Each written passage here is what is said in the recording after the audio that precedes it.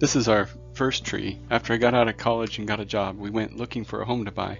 We didn't think we were being picky. We wanted a 5-bedroom home, and I wanted at least an acre of property. We liked the idea of living out in the country, but our hearts weren't set on it. After a year of this looking and not finding what we wanted, my wife remembered that I had mentioned always wanting to build a log home. She said maybe we should look into it. 6 months later, after taking a 2-day class from the Log Home Builders Association and buying this 3.5-acre lot out in the country, we took this picture.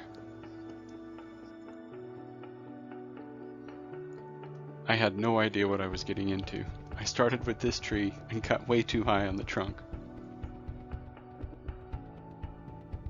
But it fell down anyway. I measured it, 18 inches in diameter and just under 38 feet long. Darn, even if I had cut it at the base, it was still not long enough for a 40-foot by 40-foot log home. And I couldn't move it with my truck either. Or even with my wife's car. They are big trees. Here's my little 20-inch husky next to a 24-inch monster. A tree like this weighs around 6,000 pounds. I needed another solution. I bought the biggest tractor I could afford. This is a 1967 Ford Diesel 3000. My neighbor lent me some lifting forks that he made. But even the tractor could barely move logs like this.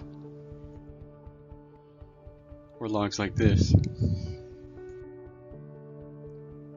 So I bought a little 2-ton military trailer, but the deck on the trailer was taller than my forks could lift. I had to learn how to weld because things kept breaking. I looked more into how to move logs, and I found this, but I thought a 6,000 pound would rip something like it apart. So I designed this log arch, and bought some steel, and ended up at my friend's house, where we cut out the pieces and welded them according to my plans. I attached the arch to the military trailer at first, thinking I could winch the logs up on the trailer, but that ended in a disaster. I nearly lost a finger. Seemed great in theory. I ended up welding feet to the arch and used it as a freestanding arch.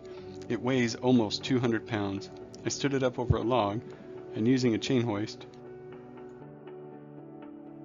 I lifted it high enough to slip the trailer underneath. Then I winched everything to the trailer and drove it over to the build site. It's not as easy to maneuver as a 50-foot trailer. When my neighbor found out I was building a house, he said he wanted these 6 acres cleared. There's a small ditch between my property and his, so I filled it in with branches like a little bridge. But I kept getting stuck here. Sometimes the trailer got stuck on the right side. Sometimes it got stuck on the left side. Can you see the frustration?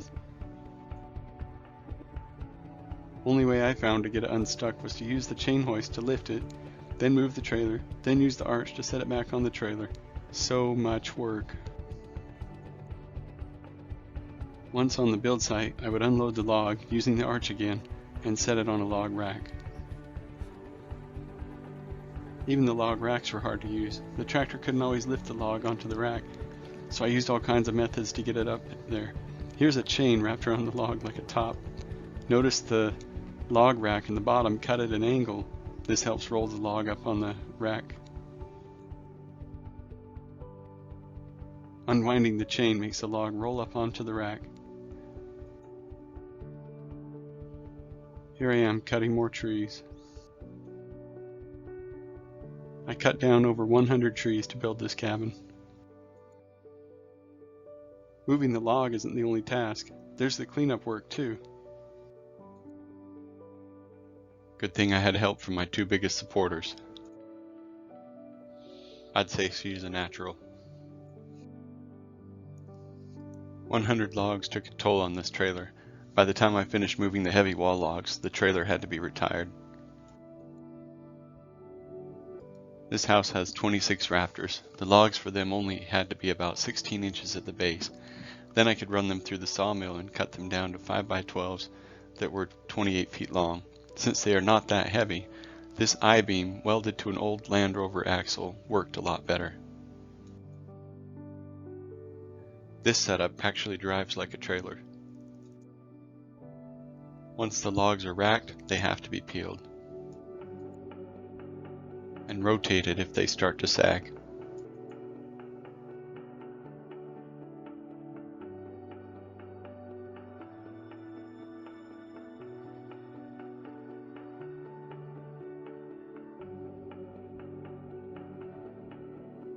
Sometimes the bark beetles help, but you don't want too much help. So make some bug juice to kill them. And spray the logs every 6 months while racked. Slowly but surely we amassed enough logs to build a house. 64 logs in the walls.